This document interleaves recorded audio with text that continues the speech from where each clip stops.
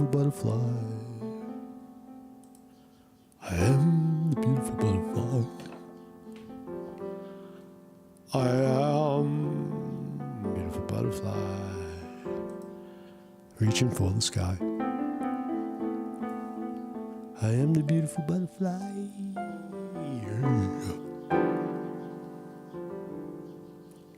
Good morning.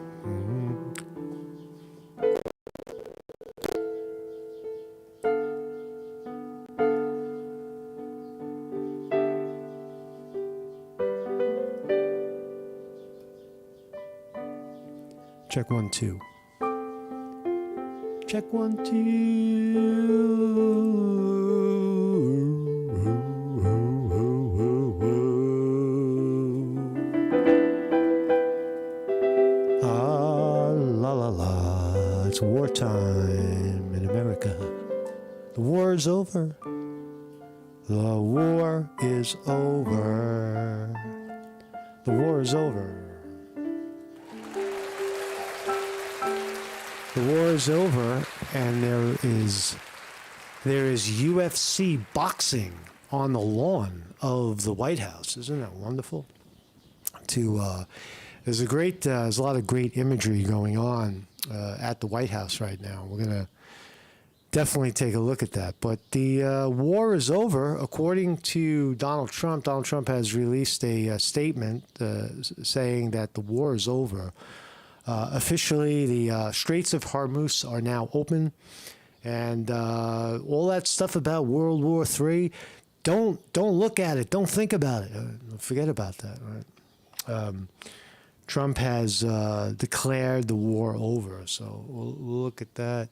And oh yeah, SpaceX, the great Elon Musk has taken his SpaceX company public. So now he's the CEO of Tesla cars and SpaceX. So SpaceX is it's an IPO. It was supposed to come out at $135, and it debuted on Friday at $160 a share. And at this time, right now, it's at $170 in the pre-market. So SpaceX, very well positioned in space exploration because Trump loves him, and a lot of the military spending could go in the direction of SpaceX. That's the thinking led by Elon Musk. So now the company is now probably the largest market capitalization company ever. At 170, it's worth over $1 trillion. One company, $1 trillion. And what exactly do they make? Well, nobody really knows because it's a big secret. So it is 8:38 New York time, and the markets will open in a little while. Looks like SpaceX is going to stay up at 170. IPOs tend to do this. This thing can go to 200 today. And then over time, over 3 months, 6 months, once it's out of the mainstream, it'll start to go down again and probably stay there until they do something special, right? Until they get a big deal. That could happen. Right? A big deal affects a company like SpaceX now, especially with, I wonder how many shares of SpaceX does Trump own? How many shares do the leading politicians, did all the leading politicians get a piece of SpaceX? Did they get a piece of the IPO? Did you get a piece of the IPO? Or do you have to step into the market and buy it on your own? Good morning, everybody in the chat. William R. Hall, the great artist from Syracuse, New York, is reporting from Syracuse, New York, that the skies are cool in Syracuse. It's nice here in northeast of Pennsylvania. It was a cool night. Yeah, it was 80s and 90s, and now it's like 50. Right? We get that in America right now. I got a coat on. Right? But the good news is that the war is over, so you don't have to worry about anything. right now. This is my thumbnail. The war is over, and there's UFC boxing on the White House lawn.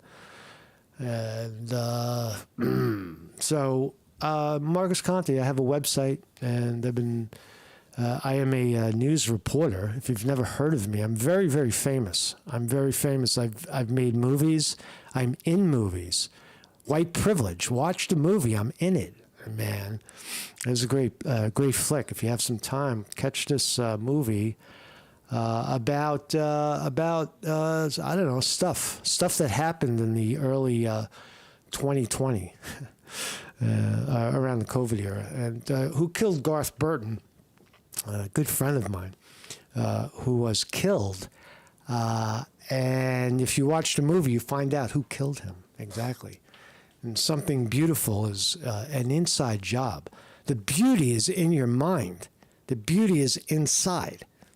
That's what you get when you watch this movie. You know, there's a lot of people in this movie that I don't think they know they're in the movie. I wish some of the people in this movie would know that they're in the movie, other than myself. Does anybody know anybody who's in the movie? That's the pitch. So Trump. Oh, I told you about my website. Trump, the president of the United States, has announced that U.S. and Iran have reached a peace deal.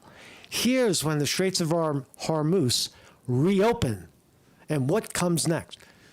So one man has decided, the Führer has decided, let me go back to German history. I have decided that the war that I started is over. Okay, and how exactly do you end that war, right? Well, first you have to get your battleships out of their backyard, Trump. You have to take the battleships out, which Trump has vowed to do, taking away the blockade, which was stupid and expensive and irrelevant anyway. What a stupid show of force that was. That was an expensive show of force. In the United States, they're cutting people's food stamps right now. Hundreds of thousands of people are getting cut from food stamps for rules that weren't there before. And but we've spent maybe $100 billion to send battleships into the Straits of Hormuz for no fucking reason at all, and then only to retreat back. So there's a lot of irony to these things. Right? What do people see at home, and what is happening in their name abroad? So anyway, so U.S. and Iran have reached a peace deal to end the nearly 3-month deal. Straits of Hormuz, which carries 20% of the world's oil, is set to reopen on Friday. Well, there's already been talk that the strait is open and you can sneak through Pakistan, right, on the Pakistani border. But the straits will reopen, says Trump, because why? Because they're taking the battleships out of the center of it. Get out of there, and people will start to feel good about trade again. As far as U.S. withdrawing from the region, well, I would say that's a given. They're no longer welcome in places like Saudi Arabia, Qatar, United Arab Emirates. The United States has lost its foot there. So what exactly is this deal? It's retreat, really. It's failure. The war is over because you started a war and you lost. You got nothing. You lost. The United States lost that war because the objective was to, the public objective was to stop Iran from getting a bomb. That was the logic. That was the It wasn't even the logic. It was the principal reason why what Trump gave, the reason Trump gave for invading Iran was because they might have and someday use a nuclear bomb on us.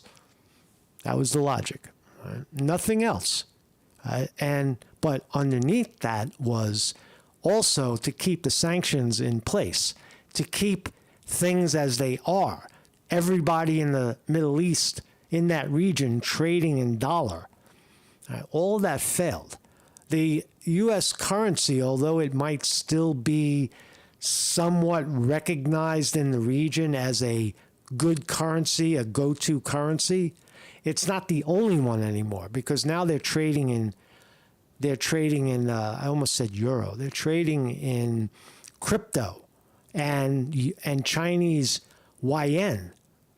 So therefore, the United States has also lost. They've lost their footing in that region. Now, how do you so what's the workaround for that?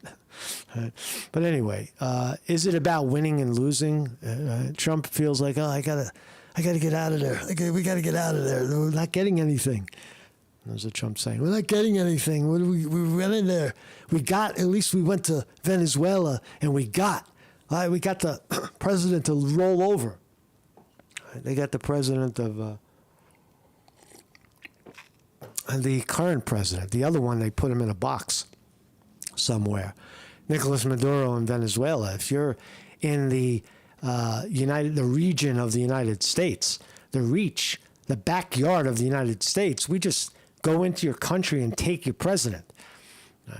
And Iran, we remember, this war is tainted by the opening strike of a United States president declaring death to the leadership of a sovereign country, Iran, for theoretical reasons, for philosophical, hypothetical, later theories about that they may someday develop a bomb. So the Straits of Hormuz are open again. The oil will flow. What else can we talk about? I'm rambling. Congratulations to all. I hereby fully authorize the toll-free opening. That was a big argument about the toll. Iran was charging like $1 million to pass and safely pass, which a lot of people agreed to. They were agreeing to a toll. But the United States isn't going to get anything out of that. So keep it toll-free and keep everything trading in dollars, and we're happy. Now, so it's just ridiculous. Trump is congratulating who? I authorized the immediate removal of the United States naval blockade. Well, that's good. Well, let's watch the ships, because they were just about to confront the Chinese vessels that were coming in to protect the straits and to open it the fuck up. That's really what the retreat is about, too. The whole world turned against the U.S. on this one. And that blockade meant nothing. It was causing U.S. blockade in the Straits of Hormuz caused the closure. It caused the economic pain that many felt because of the products that weren't flowing through anymore. It caused it, U.S. blockade. So was that was that what you wanted to do? Is that what you wanted to do? You wanted to close down the straits and cause 20% of the globe to not get oil? That was your point? Or you wanted to take the oil? Trump said it publicly many times. We should have took the oil. We should take he said, Trump on this in this round of ridiculousness said that he said that I wanted to take the oil, but the people of America didn't want me to take the oil. So we didn't take the oil, referring to Iran. Go there and take the oil. I thought it was about stopping them from building a bomb, right? Because they have uranium. which is stupid anyway, because you can buy a bomb. You don't have to make a bomb. You buy a bomb. You can buy a bomb. Who's got a bomb? Who's got a nuclear bomb for sale? There's a lot of people who have nuclear bombs for sale. A lot of nations will sell you a bomb if the price is right. So why does Iran give a shit about that? They don't have to make. They're probably enriching the uranium for power. Right? Nuclear power is a great thing. We use it. Every country, I guess, uppity country in the world uses nuclear power to power its stuff, power its lights, power its grid. And so why can't Iran do the same? They're not allowed, because they have the Ayatollah in 1990 said death to America, and 4 psychopaths blew up the World Trade Center, and then 10 years later they flew a plane into it, and somehow now Iran has something to do with that. Iran, the Islam, their Islam, it's in their name. See, the Islamic State. All these theories start to fall apart in the age of Trump. Right? So here's the Straits of Hormuz. And there's a lot of software online where you can track how many boats are parked in the Straits. It's a public record. There's every boat has a GPS, and you could see every boat. And there's a lot of them. All these dots are boats sitting around waiting to get in or to get out with stuff. And because it was blocked by the U.S. bringing in fighter fucking shit and shooting bombs at people, they shut it down because Iran. It's Iran's fault we did this. It's Iran. Iran did this. They want a bomb. You fell for that shit. That was Israel propaganda.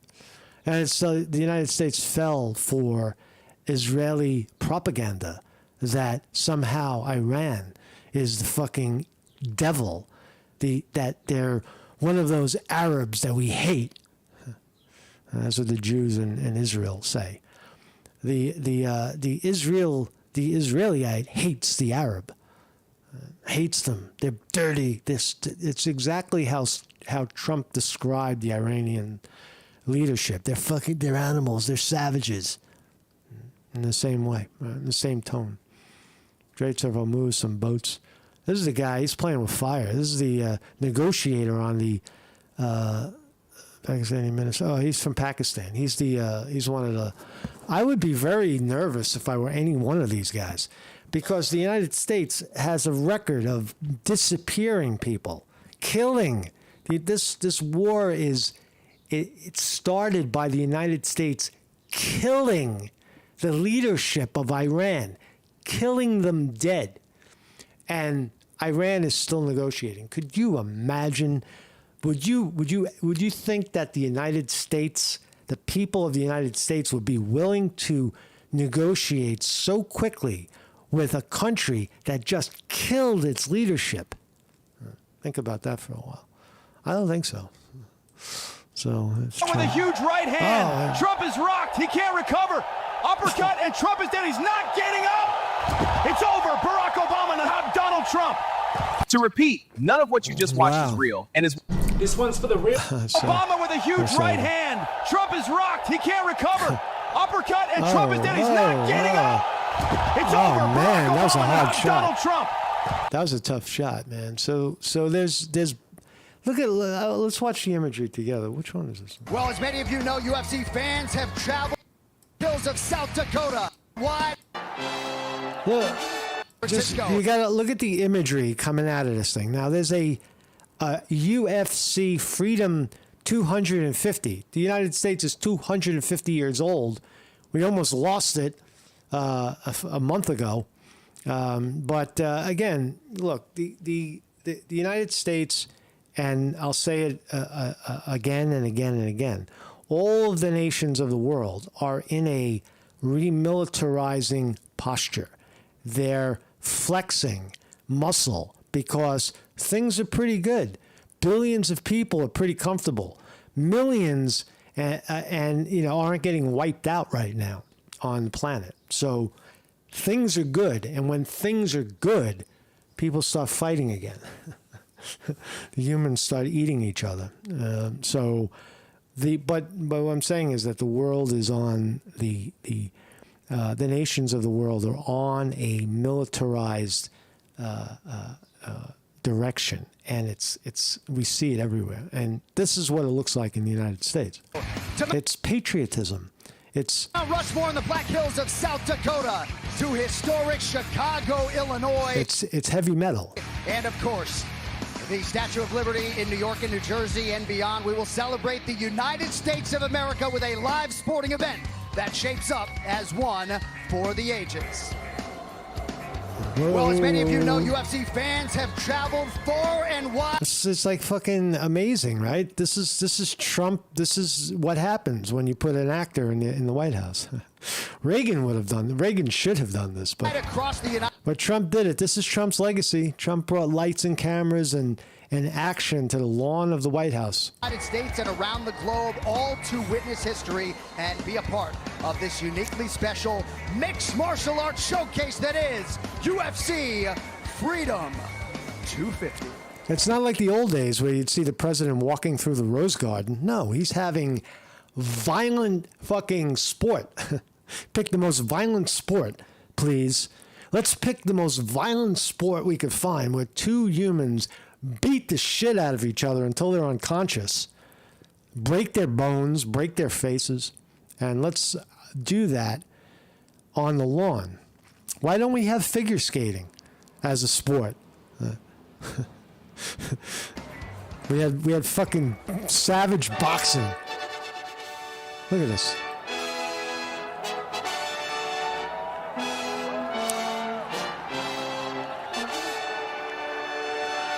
So the guy behind Trump is he's a guy from, who is he? Dana White. Dana White from the UFC. But look at the imagery. Look at this. They're using the White House as a springboard to, and look at the White House. Look at what Trump has done throughout the White House. He's put his gold fucking plaque, his gold stamp everywhere. That's Trump's gold stamp, right? It's on all his buildings. His gold writing is everywhere in the White House. The next president will just tear it all down. It's up to the president, the sitting president, to decorate any way he chooses. And once he leaves, the next president can take it down, which they probably will. And the ballroom, though, is definitely going to stick. But look at the magnificence of the American empire, the halls of the White House. I guess that's where we are. Yeah, we're in the White House. I can't even recognize it. I can't recognize it. Are we in Trump's hotel? What are they talking about? They haven't even started yet. So we got the big walk. We got a big walk house, but now watch. Ladies and gentlemen, at this time, please rise. You tell me any reason why there should be military presence at a sporting event, and I'll listen. You give me one good reason why the military should be surrounding a sports event at the White House, and I'd like to hear it, because the only reason is to what? Is to sell military, sell the idea of military might. That's what it is. It's military might in our sports, our violent sport. Put the two together. Today's colors are presented. It's patriotic. It's sporting. It's very sporty. See the military is sport. By the Joint Armed Forces Color Guard from the Military District of Washington. They're one, right? The military and the military and the sport are one. And here's your leader.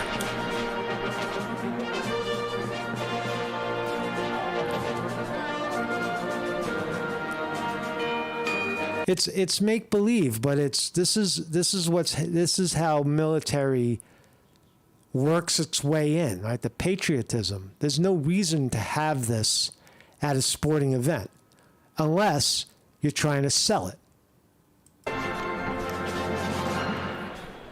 Watch your guys' heads.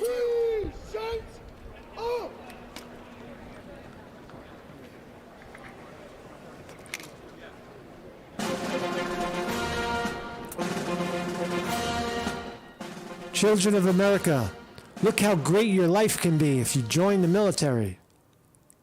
That's the propaganda. You have to do that. Welcome to UFC Freedom 250. Here is the President of the United States of America, Donald J. Trump.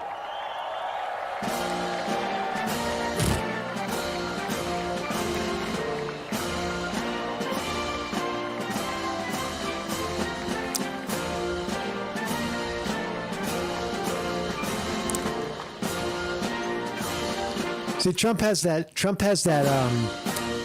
he has that unsure look on his face. Like, do we really want to do this? Is this going to work? What are you doing? You know I'm just trying to fucking rally people for the military because we need it. We can't do these wars without... Honor America by singing the national anthem. Please welcome three-time Grammy Award-winning artist Zac Brown Band, accompanied by the Armed Forces Joint Chorus. Oh, say, can you see by the dawn's early light what so proudly we hailed at the twilight? He's out of key. I'm just going to lower that. But look at the imagery. Look at this. Why?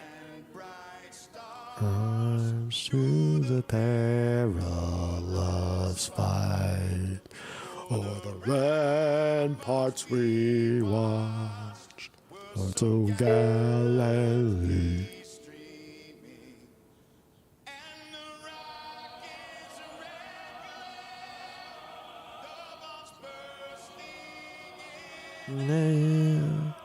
Gave proof. Wow. That our flag was still there. Hum, hum,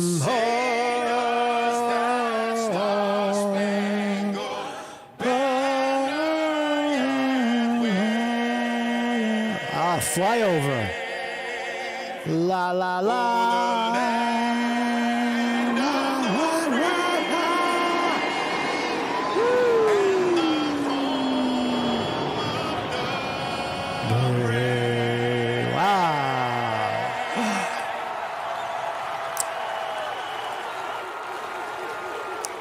Your country.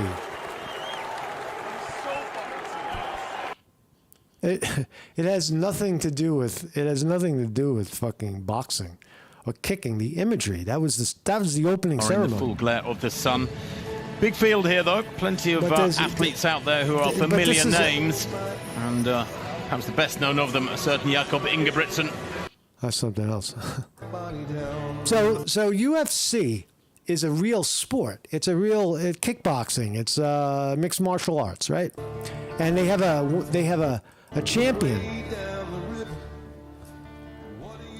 I want to turn that off because it sounds like a copywritten song.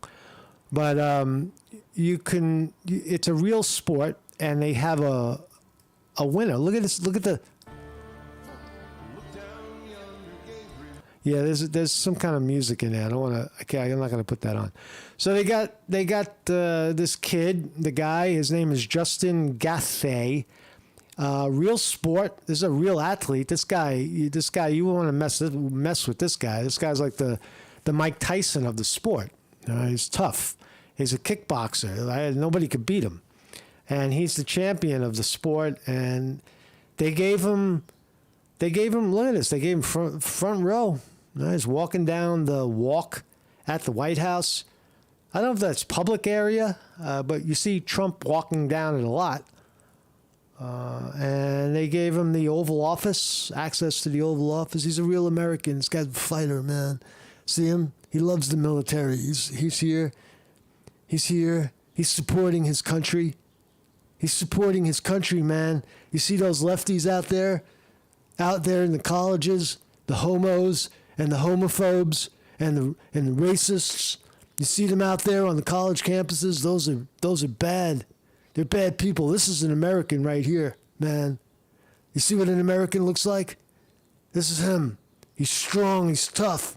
He supports his military. He shows up at the White House and shows respect. Damn it. It's a reprogramming, reshuffle. It's what else? Are they still playing this music? The calmness in which he throws himself into the fire. It's so different than everybody else. I don't know what song it is. I'm worried about the song. Power. Fucky. Somebody called me Marxist in the morning. I don't know what I'd have to look up Marxist. I don't know what it is. I know it's a thinking, a type of thinking in socialism, but I couldn't tell you what it means. Marxism is what we're talking about. And that is what he has done time and time again. But what he did later in his career, My country, my heart, that violence, Jesus, the sign of the cross, Jesus. This is what fucking America's supposed to be like, man. Support your fucking troops, man. Be tough and fight. Don't look at the reason why. Don't look at it. It's not about oil. It's about patriotism. It's about country and expansionism and the Monroe Doctrine and the Manifest Destiny and the I don't know, Equal Rights Act of 1964, maybe. What is America about? America. So still playing this music. What else? This is fucking. So they gave this kid a walk all the way out. I wanted to see the fight. They're not going to show the fight. I feel it, man. Thank you, Donald Trump, fucker. So let's talk about SpaceX. So ding, ding, ding. The market is open. Is it open yet? No, it's still pre-market. 169 and 70 cents, up $8 in the pre-market. It was up 19% or $25 a share. It was expected to open at 130 or 135. It closed at 160. So it far exceeded the expectation. And in the pre-market, it does look like it's going uppity, up. So SpaceX IPO generated significant. What did they do?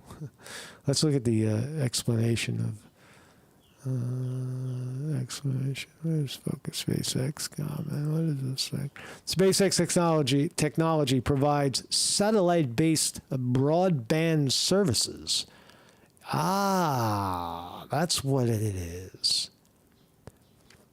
I see. So it's satellite broadband.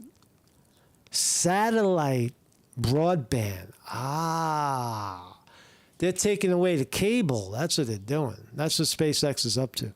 SpaceX is going to remove. They're going to remove the cable. You need cable to get your internet.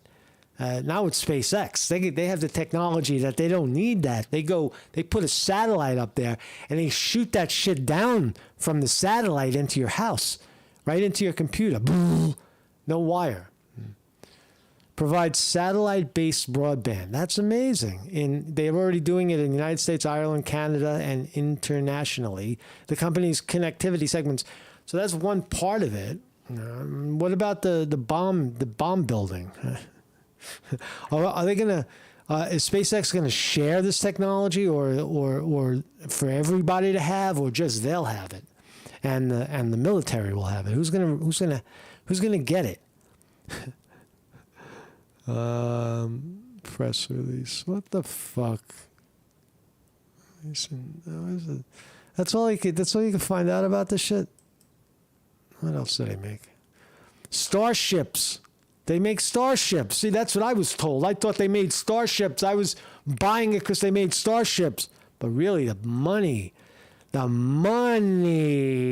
found out where the money's coming from.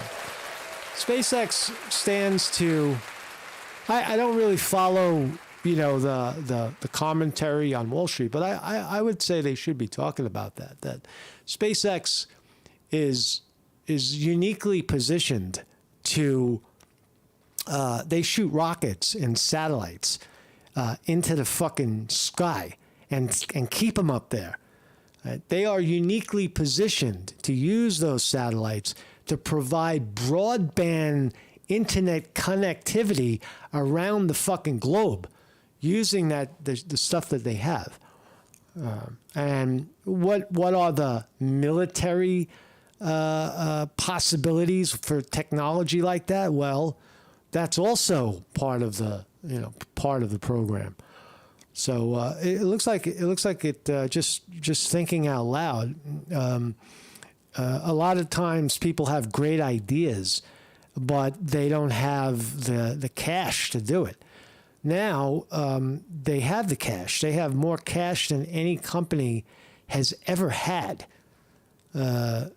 It's amazing. The market cap is $2.1 trillion.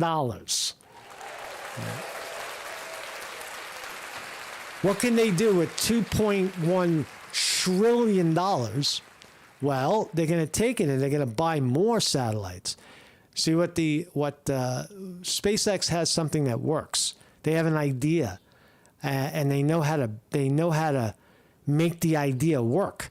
The idea works, bringing satellite connectivity using broadband. They know it works. Now they've got $2.1 trillion to prove it, to buy more of what they're doing, to dump that. It's not all liquid, but they have access to a trillion, half of that, in stocks. They can't, not from the stock market, but just the liquidity of the stock is fascinating. They can now raise money. They can borrow on those shares. They could leverage and expand. So this doesn't look like, this is not like one automobile guy running against, it's not like Ford versus Chevrolet. This is nobody who could challenge Elon Musk's deep pockets and connectivity and his ability to pull it off, to actually make this broadband work. Right. Elon Musk has proven that he can do that. So you have you look ahead in 20 years, and you have this is big because of the nature of what they're doing. Everybody needs the internet. Everybody is connected into the internet, into the web, to pay bills, to buy things, to keep their lives in order. It used to be paper and offices. Now it's the web. Somewhere in space, it's all kept. And if you could bring this to people without a cable, right? Really good stuff, good direct internet. You have coming from a satellite. That means you don't need poles anywhere. You no longer need all these discs and relays. You're taking it right from the fucking sky, and it's broadband. It's not just a shitty little phone connection. It's broadband, meaning broadband is thick wire in electronics talk. So that's what they're doing. It's a fascinating company. And good morning, Weevil Girl in the house. Good morning, everybody. So SpaceX looks like a winner. We're waiting for it to open 170. It's so think what you will, man. Think what you will about things. SpaceX. If you have some cash, throw it at it. So is the war over? No, it's Trump realizes that the propaganda wasn't. It wasn't. The propaganda wasn't in full effect to pull off a major world takeover. He doesn't have enough support at home. He doesn't have enough of the kids to support it. And so now they're continuing the propaganda. They still have 3 more years. Remember, follow history as it unfolds. It's not over. The war is not over. The war hasn't really started yet. The big part of the war hasn't started yet. The conflict is there.